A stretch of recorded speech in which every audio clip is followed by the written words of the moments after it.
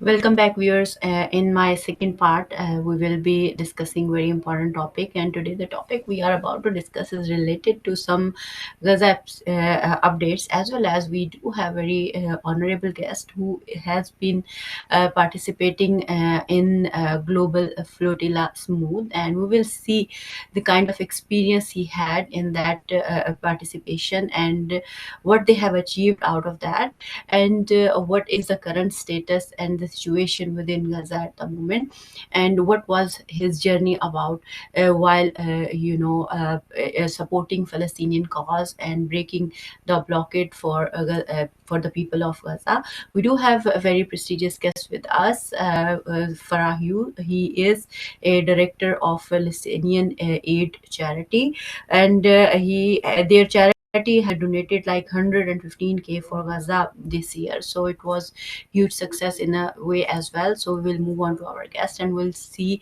what kind of experience he had in that, and what is the current situation of the people of Gaza. Assalamu alaikum, and good morning, Farad, for joining us today. I'm really honored to have you on the show. First of all, heartiest congratulations, as you have participated in Global Flotilla Smooth, and you have played a vital role in the sense that you showed Palestinian people of Gaza that you share their pain, and it was really respectable move, I would say, and very courageous move when along with 44 other countries, the people who came from different countries, and you have gone on this journey. So first of all, when first we move towards the this journey of experience of journey, I would like to get some current updates related to Gaza situation, because ceasefire was announced. So they were saying that aid is supposed to go inside, and still people were being killed through bombing and other things. So how do you see at the moment, if precisely you can share some updates related to in Gaza? Alaikum salam. Faiza, thank you very much for the invitation. What appears to be happening in Gaza is a continuation of the starvation, a continuation of the killing, a continuation of the illegal occupation, genocidal, ethnic cleansing of the people of Gaza. Some of the statistics say around 970 trucks have entered.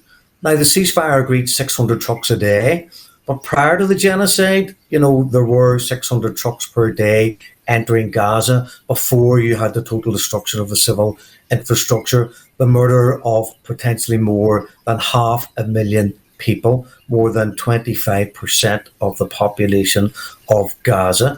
So less than 1,000 trucks have got in, and it was agreed that nearly 7,000 trucks would have entered in the period of the last 11 to 12 days since the beginning of the ceasefire. Israel claims that because Hamas and the resistance groups are not forwarding the remains, the dead bodies of those who have died while in Gaza under the bombing campaign of the Zionist state, that they are basically restricting food and aid entry. And of the aid that's getting in, it's only commercial aid. Now, as Director of Palestine Aid, a registered charity, we have sourced 267,000 meals on the ground in Gaza between March 2024 and September 2025. And the monies that we've sent, which now total around, I think it's £122,000, that money goes to commercial suppliers. And we are led to believe that there is like a tax that's put in, like TAX, like an added tax put onto these commercial vehicles of something like $10,000.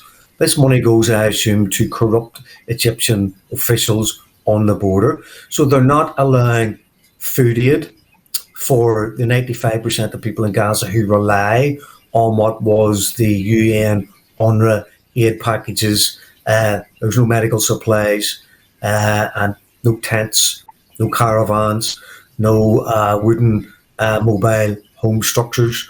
So it seems very much that the continuation of the subjugation of the Palestinian people in Gaza through genocide, through starvation, through lack of medical facilities, a lack of medicine, anesthesia, painkillers, antibiotics.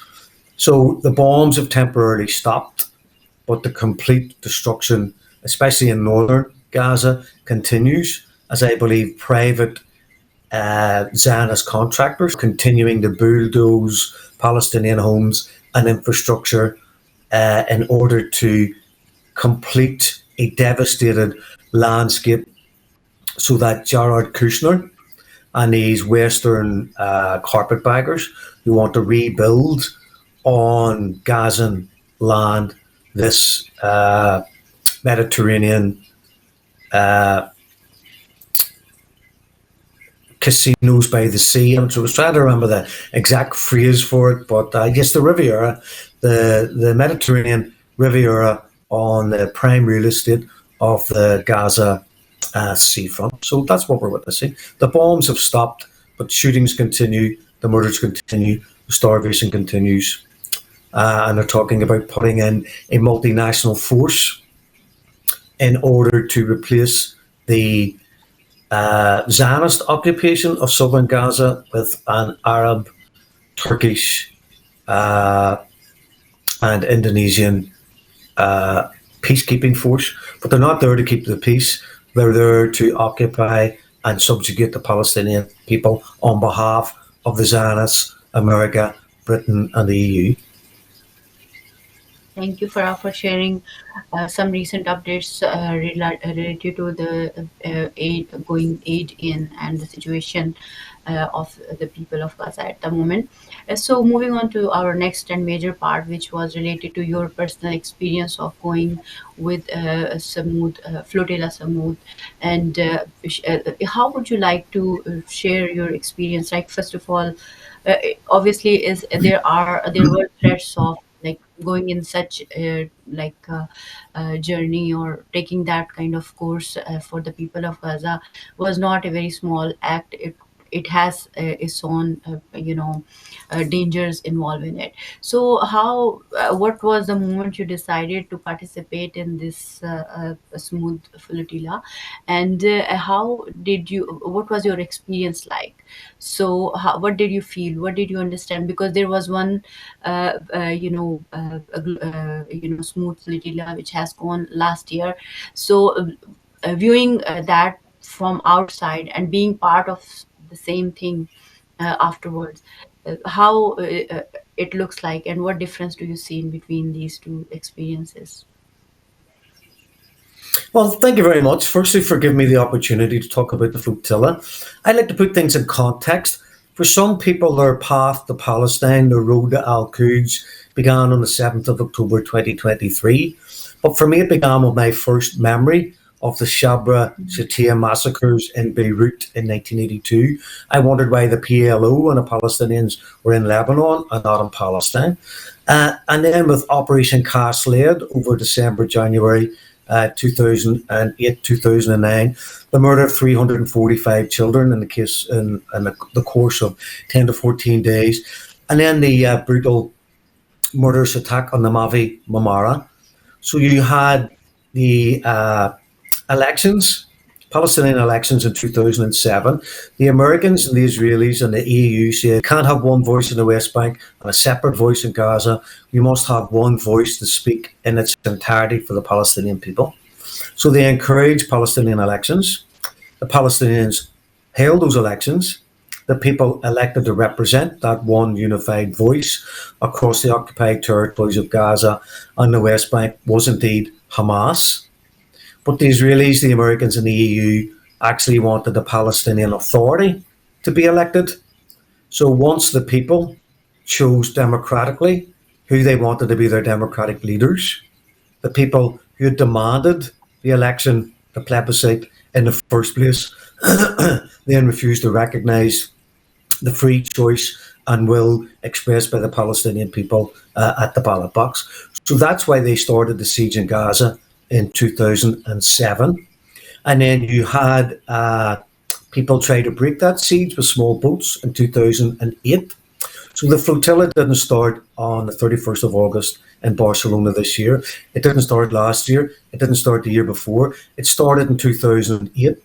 And in 2010, they murdered 10 people on the Mavi Marmara, a ship that was being directed towards Gaza by IHH, which is a Turkish NGO charity, and they murdered 10 people on that boat. Now, one of the people murdered was Furkan Dogan. He was dual national. He was an American Turkish citizen. He was training to be a doctor. He wanted to cure blindness in Africa.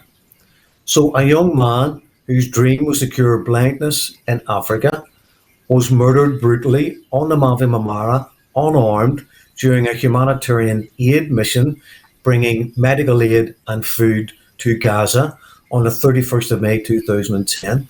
6 months later, I was in Gaza on George Galloway's Viva Palestina 5 medical aid convoy. We stopped at the grave of Furkan Dogan in Turkey. I was given the honour to speak at his grave. I said, a martyr has fallen. He has dropped the flame. Who will pick up the flame? And then I said, I will. And here we are, 15 years later, with myself joining a flotilla, following in the footsteps of the Mavi Marmara, following in the inspiration and the leadership shown by those people. So the value of the flotilla is the fact that, it inspired me to go to Gaza in 2010 and help co-found Palestine Aid, the charity, and to go on many different missions and many different solidarity visits to like Iran and Iraq, Venezuela, South Africa, Lebanon, and indeed on the flotilla. So the flotilla in itself, 30,000 people applied, 500 people approximately were accepted, but now there are over 100,000 people applying for the next flotilla. So that's the strength of the flotilla. That's the inspiration. That's the leadership. They wanted to challenge the illegal siege by land, sea and air that has been imposed on Gaza by the Zionist nuclear-powered fascist regime.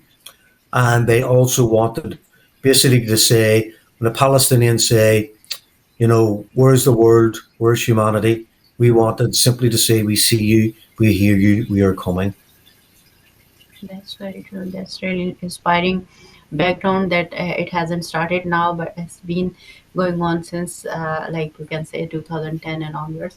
So, how was your current experience? So, what did you experience when you have been on this journey? And what did you learn during that journey, especially with the people who you were with, like who were your companion in that journey? And what were your thoughts and your emotions and your feelings, and the kind of were you fearful, like any of you? Obviously, when you have decided, it's courageous, but still we are human beings, and sometimes when we you can say, experience some threat very closely, is something different from what we expect in our psyche or in our mind or whatsoever. So how was your experience like? Well, having been on two previous overland convoys, this was the first time I'd actually gotten on a ship. We were going to be in a very confined space with a lot of people for a long period of time. So basically, what happened was I had a friend who had applied for the flotilla, and she said to me, Fry, you've a bit of experience of this type of thing. Will you call over, visit me in the home, talk me through what I could expect? And within half an hour of sitting chatting with her, I ended up applying myself to the flotilla. So the flotilla basically left Barcelona on the 31st of August. I was on the SS Alma. So there were like 4 or 5 big ships, and there were probably 45 sailing ships. So we had a combination of ships that could carry up to 28 people and ships that would have between 5 and 14 crew and participants. So we left Barcelona, we sailed in some bad weather, and some of the boats had to return almost immediately for repairs. And then we sailed on to Sidi Bou Said in Tunisia. Now, we did our non-violent training in Barcelona. It's compulsory for people going on the flotilla so that we learn how to de-escalate situations such as potential interceptions, illegal interceptions by the Zionist baby killers in international waters. So we got to City Busade and we kind of parked up the flotilla, and the Malaysian groups had offered to put people up in hotels because they'd been on the boats for several days. So we had like a skeleton crew on the boats. So I was on the Alma, and stationed not far from us was the SS Family. This was the boat that had the coordinators, steering committee, and media commentators for the flotilla with Tiago Avia and several others. So we had a skeleton crew, and we had 4 participants stay on our boat that night, including myself, to do drone watch on the boats. But personally, I always believed there wouldn't be any danger until we entered what was called the red zone. So you had a yellow zone, an orange zone, and a red zone. The red zone was 100 kilometres nautical miles from the Gaza coastline. But in fact, they firebombed the family boat the very first night in City Busade, and we watched the boat go on fire. There's CCTV capturing a drone dropping inflammable liquids and then igniting it on the deck of the family, which was carrying extra diesel in these big plastic, like 10-gallon tanks. It's believed that they tried to set fire to them. Now, initially, the Tunisian government, via their forensic analysis, said that it was a discarded cigarette that set fire to some life jackets. That was the reason for the fire on the boat, even though CCTV proved something completely different. But on the second night, our boat was then firebombed. But because we had deployed the fire hose, our crew were able to put out that fire within 20 seconds, and they were able to keep intact a part of this incendiary device. So then the Tunisian government, via their navy and their anti-drone military support units, gave us a military protection for the rest of the time that we were in Tunisia. But this wasn't to protect the fleet. This wasn't to protect the flotilla. This is because these were 2 Zionist, I believe, attacks upon the flotilla in Tunisian sovereign waters, which Tunisia would then have to respond to and call them before the UN, call out these acts of aggression on their sovereignty. And it was also to appease internal dissent within Tunisia about the attacks on the flotilla. So then we set sail eventually from Tunisia, and we headed into international waters and then into EU waters. And when we were in international waters, they attacked 11 of the sailing ships. So we were on the Alma, and the fleet was kind of stationed in a semicircle around us. So we could look from the back poop deck of the ship and see all the flotilla in a semicircle. And depending how high the masts were on the sailing ships, you could see the lights here, here, and here in the distance. So we then saw the drones attack the boats. They came like Second World War dive bombers, and they dropped explosive devices that were attached on ropes from the drones onto the decks of the sailing ships. So I thought they were like flashbang grenades that you would see used against Palestinians in the West Bank. So you would see a flash of light and then hear a large explosion.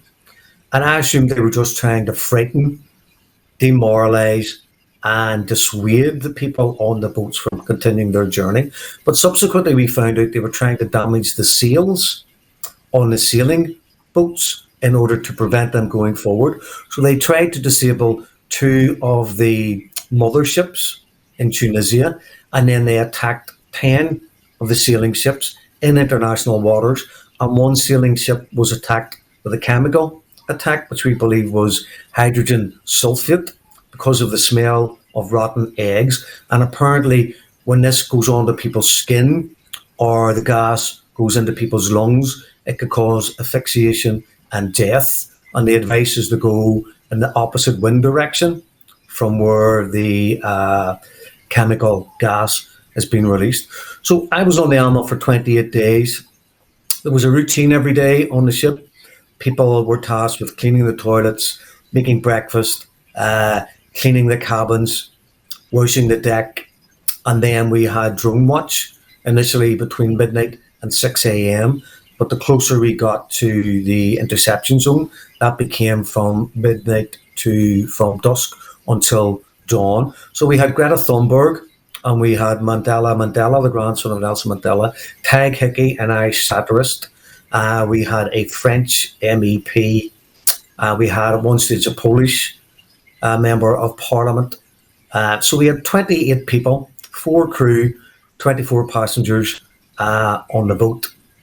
We had a daily routine, and I got to see Greta Thunberg through my eyes, not through the eyes of other people who have castigated her in the past, accused her of potentially using Palestine for her own personal advantage. But that is a classic smear that is used against many people who are involved in Palestine. Oh, it's about them. Oh, they're on the selfie boat. But bearing in mind that we were told from the second we left Barcelona that we would be treated as terrorists, that we would be thrown in the deepest, darkest dungeons in the Israeli prison judicial system, potentially kept for months, with starvation, with brutality, with the potential of torture. So personally, I think everyone who went on the flotilla took that challenge head on, was prepared to face whatever difficulties were in front of them, and we had right, we had morality, and we had love on our side, as against to the people who are immoral, unjust, and have dehumanized the Palestinian people to the point where you know like blowing up infrastructure, blowing up hospitals, murdering babies in ICU, shooting a pregnant woman and saying they got two for one bullet. These type of people have no right to continue with their fascist, racist state. That state must be it must be disabled. It must be dislodged, and we shouldn't call for ceasefire without calling for the delegitimization of a state that was born in terrorism, exists through terrorism, expands through terrorism, and is, according to the UN, involved in a genocide in Gaza as we speak. And both Netanyahu and Gallant, I believe, are still the subject of international criminal warrants for their participation in this ongoing genocide. Thank you, Farah, for sharing such a an intensive experience, because when you are under threats and your objectives are being targeted through different means and ways, as you have mentioned in Tunisia and international waters, many ships were attacked in different ways, just to sabotage your efforts and demoralize you all guys and all that. So how was the morale at in these moments when you were attacked in these waters? And you also mentioned something about Greta Thunberg. So yeah, it was in the news and kind of conspiracy theory, or maybe I don't know. There are different people and they see different things in different ways. So how was your experience with her and the other members you have mentioned, like MP and other people who were with you, especially in terms of their connection to the cause, and their what they were aiming for, what they were thinking, and anything inspiring you think which you would like to share with us from other participants who were with you, and you thought this is some kind of new way of thinking, or maybe very inspiring for all those who feel fear, or maybe who wants to participate in many ways, but they just stay back just to see, like, oh, we should not, or something like that. So what were your experience, kind of experience, with those people who you were with? and what would you like to share about them? Any thoughts which you have come across, like, okay, this is something nice and this is something challenging. These views are really wonderful, or something like that. Anything in your mind, if you have. Okay, well, firstly, I'd like to say that my participation on the flotilla, I went to go along to get along. I promised myself when I first applied that if I was accepted, I would go. I would see the mission through. I then made a commitment to myself that I personally would not be the reason for any dissent or any discomfort on the boat. I wasn't. I was going to stay off any topics that I thought might cause some political friction between me and other people. But what I found were like-minded people. I found that although our politics may differ on the Ukraine, it may differ on Syria, we were all there together for Palestine. Now, I found it a very supportive environment. I didn't feel judged, and I wasn't judging. I tried my best to fit in with people on our boat on the SS Alma, and I have to say, we boarded as strangers and we parted as friends. So that's the best way to describe it. There may have been tensions and issues on the boat from time to time. I think that's perfectly normal under the circumstances. Uh, but when it comes to like inspiring things that happened on the boat, I don't know. I just remember everyone trying very, very hard to get along, to occupy a small space. We had one or two large personalities. I mean, you had Greta, but the thing about Greta is she's unassuming. She cleaned the toilets, she washed the dishes, she did the drone watch, she slept on the couch or slept on the floor, just as every other participant did. She asked to be treated as an activist. That's exactly how we treated her. So I remember prior to going on the flotilla, previously it was shown that when the Zionist baby killers boarded the Handela, I believe, that she smiled when she was given water and sandwiches, and that she took voluntary deportation as soon as she arrived in occupied Palestine. We were told in Barcelona that the Zionists had the body cams permanently on, and they just wanted moments where they would try and get people to react in a positive way for their own propaganda purposes. And that, in fact, they had asked Greta Thunberg to accept voluntary deportation from occupied Palestine so that she could go home and begin the media campaign to demand the release of everyone else in captivity. So I have heard pro-Palestinian activists saying, did you see her smiling when she got the sandwiches? Did you see she signed the deportation orders? What kind of an activist is she? I wouldn't be signing those orders. You'd have to trail me on a plane and put me out of occupied Palestine. So that type of propaganda actually went round the world. But I saw Greta Thunberg through my eyes, through my lens. I saw someone quiet, unassuming, a good sense of humour, willing to muck in with everybody else. And I personally just saw her and treated her and was treated by her as just another activist. It was the same with Mandela Mandela. I was very impressed with his personal demeanour and his personal integrity, because every day we would have had boat meetings in the morning and in the evening just to make sure that everything was running smoothly, to update people on what was happening on the flotilla, but also to encourage people to iron out any issues that may have arisen. Someone didn't clean the toilets, someone didn't clean the dishes, someone was late for the drone watch. Just small minor things that needed to be kept on top of. So I was impressed by his integrity and his demeanour. And then we had Tag Hickey. Tag Hickey's an Irish comedic satirist. Tag's a big personality. I mean, comedy is his forte. So he helped bring people together. We also had open mic nights where people would sing a song, tell a history of their country, talk about revolution and rebellion. So it was all very, very, very, very good. So for the first 28 days, I was on the Alma. As we started going closer to the interception zone, I volunteered to do drone watch between 12 midnight and 4 a.m. There were permanently 3 people on drone watch, 2 on the upper deck and 1 on the lower deck. And I'd volunteered to do 12 to 4 because that was the time most likely for an interception or drone attack. Personally, I would rather be on the deck responding to whatever the situation is than being woken up at 2 in the morning in a sleep, trying to get dressed, trying to put on a life jacket, trying to get out from the cabin onto the poop deck at the back of the boat where we would assemble during any emergency. But then you wouldn't be taking part in responding to the emergency because you would be waiting to be advised as to what to do.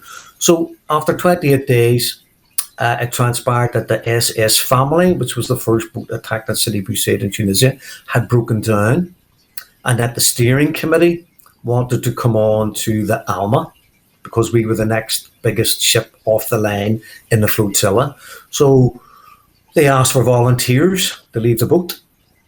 So though I was very happy on the boat and I genuinely didn't want to leave, I saw myself as a guest of the global Samud flotilla. If they hadn't have organised it, if the steering committee hadn't brought this whole kind of endeavour and enterprise together, I wouldn't be on the Alma. I was very lucky to be on the Alma and not on one of the smaller sailing ships. So when I asked people to step up, I stepped up. So I gave up my place for Tiago and others on the Alma, and I think 7 or 8 of us eventually were placed on other boats in the flotilla. I was then put on the Taijeti, a 9-berth sailing ship. I was only on the boat 2 minutes when the captain informed me that the boat had broken down that morning and we were putting in for emergency repairs in Crete. So we went to Crete. The idea was we would have between 48 and 56 hours to repair the boat and then rejoin the flotilla. But one day turned into 6. The boat was repaired. Then we needed a certificate of seaworthiness from the Greek authorities because the ship had, had set in the port as an emergency, broken down. So we had to have a seaworthy certificate to allow us to return to sea. So we'd missed the interception at this point. And then the Thousand Madeleines and the Conscience were on their way to Gaza, and we had hoped to join them. But I got a message through social media around 2 a.m. on Sunday, the 5th of October, telling us that this ship, the Taijeti, would now join with the next flotilla, basically to stand down and go home. There was no longer any opportunity for the boat to sail to Gaza. So I spent 8 days in Crete at an emergency port, 7 kilometres from anywhere, 7 kilometres from a cup of coffee or any type of kind of going for a stroll or seeing civilization. So after 42 days, I returned home to Belfast. I must say it's a very surreal experience to be back among people, see people living their daily lives, obviously not consciously concerned with what's happening in Gaza, people going to work, children going to school, living in a safe and secure environment. But just about the interception, I'd just like to mention 2 things. I was on the boat with Tag Hickey. I heard Tag Hickey and George Galloway talk about Paddy, a 71-year-old captain of one of the boats, a gentleman who I met who lives in Cork. He suffered from type 1 diabetes, and they took his medicine away from him like they did from everyone. Now, that potentially could put him into a diabetic coma. That man could end up with brain damage. That man could die. So when people insisted that they call a doctor, they told the guards, call a doctor, get this man his medicine. You can't stand here and watch him die. The guards looked these people in the eyes and said, there are no doctors for animals. So this is the response from these Zionist baby killer guards, the torturers of the Palestinians in prison. No doctor for animals. White Europeans, the white European privilege, a mirror of the white European colonial settlement that is the colonial project of Israel, were told that they were animals and that they wouldn't get a doctor. So eventually the guys created a bit of a stir within the prison block, and Paddy got his incident. And Greta Thunberg was apparently dragged by the hair and had an Israeli flag placed against her lips. So it appears that she's kissing the Israeli flag. So they have a special hatred for Greta. And the people say that that a lot of them didn't have food. A lot of people, I believe, went on hunger strike. That was my plan. How could I possibly accept food from a regime that's starving people in Gaza and murdering children by starvation? I'm also on 4 medical tablets, type 2 diabetes, have blood pressure issues because of my kidney, and I wasn't going to take any medicine.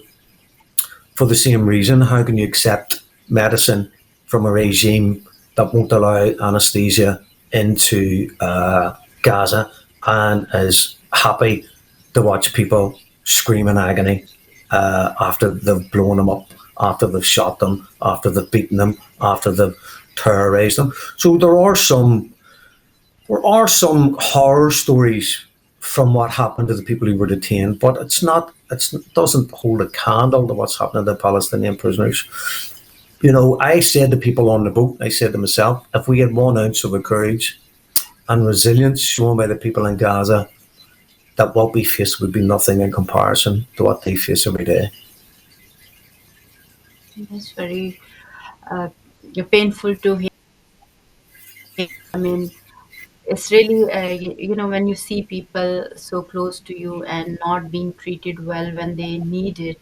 So watching them in pain while they are with you, and like being ill treated by such, calling them animal or something like that.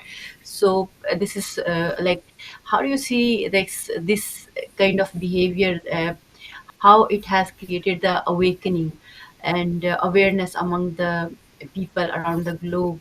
Because you experience this very closely, as you mentioned that when your colleague, like Paddy, he needed insulin, he didn't have it, and they didn't give it because they didn't want to, and they call like, we don't give medicine to animals or whatsoever. So these are very humiliating and very disrespectful comment. I mean, and I don't have right words, maybe like to express the kind of feeling we get it. And in the same way they treat the people of Gaza, they see them subhumans or animals or less than human animals, the way they treat them.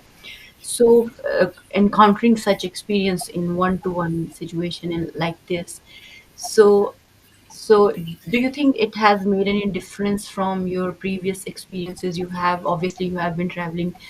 You have mentioned earlier in a few programs when we last spoke, like you have been traveling in 2011, I guess, when you went to Gaza and you have seen the places and things like that. So, how was your experience different, if there was any difference of experience or understanding or learning about these things? And how would you like to conclude the whole discussion? Like, we have just like 5 minutes or 6 minute maximum. What are the messages come out of this whole global flotilla smooth journey for the people around the globe and for the people of Gaza? Well, I suppose what I would say is with the land convoys, we went through Europe, we went through France, Italy, Greece, Turkey, Syria. We spent 15 days in Latakia in the refugee camp. So a land convoy at that time, 15 years ago, was very visible. It was driving through all these countries. It covered 3,000 miles or something before it eventually arrived. So we had stop-off points in like Toulouse in France, and Turin in Italy, and Thessalonica in Turkey, and then Istanbul, and I think it was Ankara in Turkey, and in Damascus. So there was a lot of popular visible support for what we were doing. Flotilla is completely different. 28 people on one boat out at sea, accompanied by 50 other boats. So we were like a little microcosm, a little world of our own. I'd maybe like to say that there were over 20,000 people applied for the flotilla and about 500 people were accepted, but now there's 100,000 people have applied for the flotilla. You know, they just about managed to stop those 50 odd boats because one got within 12 nautical miles off the coast of Gaza. If they had 100 boats, I think they'd struggle. Uh, the other kind of thing I'd like to say is that it's raised such global awareness around not only the continuing genocide and ethnic cleansing of Gaza, but of the Palestinian prisoners, the 13,000 people held hostage in Israeli dungeons, the 13,000 people, including hundreds and hundreds and hundreds of children who are held under administrative detention without trial and without sentence.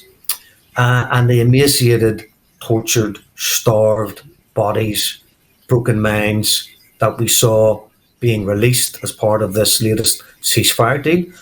I personally saw on video, on camera, the Palestinian who returned home having been told his wife and children had been killed in Gaza.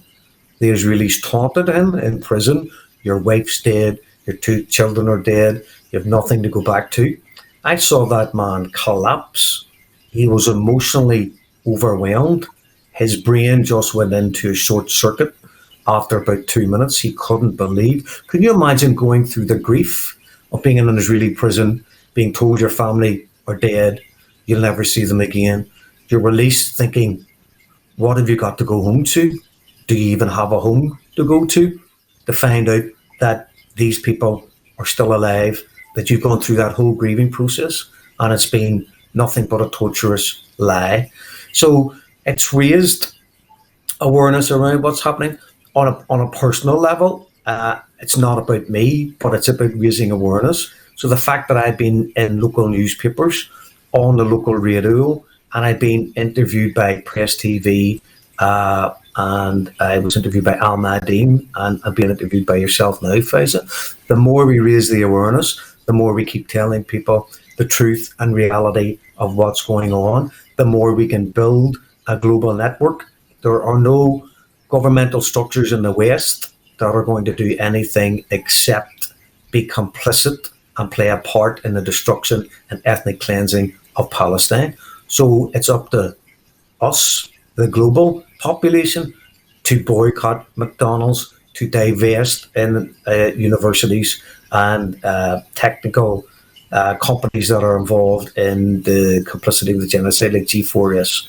And we must do everything we can in our power, beginning with boycotting Israeli goods, continuing with the demand for justice, with dignity for the people of Palestine, and to end with the call that the Israeli state must be dismantled, that it is a fascist, racist, nuclear-powered rogue state, and that the citizens and the citizenry of that state, many believe that they are the chosen people, that their lives have more value than the lives of Arabs, of Muslims, of Palestinians, of Christians, and indeed, in my opinion, some of them believe they are superior to every other human being in the world, and we are all inferior. That not only must be challenged, but the state must be dismantled and be replaced with a democratic one state from the river to the sea called Palestine, and the Palestinians should be the only people allowed to decide who shares that space. That's very true. Thank you so much, Farah, for joining us today, and it was lovely to have the experience you shared, and the kind of dedication and loyalty towards the cause of humanity, because it's not just about Gaza, the people of Palestine, it's about all the humanity, because the people of Gaza are the target, but they have exposed the whole world what kind of hypocrisy is going on uh, in all types of world institutions like UNO, or any, you can say, you can call any international institution which seems to be saying that this is human rights and this is that and this is that. But in terms of the people of Gaza, there is no humanity left in terms of law and order. And if we say how law is playing its role, or the so these white supremacists, or maybe these Zionist supremacists, you can say, in any color or form, whether they are Arab Muslim Zionist, or they are any other Muslim Zionist who are non-Muslim Zionists who are sharing the same ideology of Zionism, and just killing and butchering people for their own causes is really, really painful. And the people of Gaza has sacrificed everything to expose the truth in every manner we can see today. So this is something we understand from this, and being part of that cause is really dignified act. When we are human, we at least show human values as you have shown, and the other people who were part of this flotilla smooth. So I'm really honored and thankful to have you today, and really grateful for your time. And to the viewers, I would say, don't forget the people of Gaza, and keep participating in all the in everything you possibly can in order to support the people of Gaza, and to raise the awareness and awakening for the people of Gaza. Look after yourself and everyone around you. I'll take a leave now. Allah Hafiz.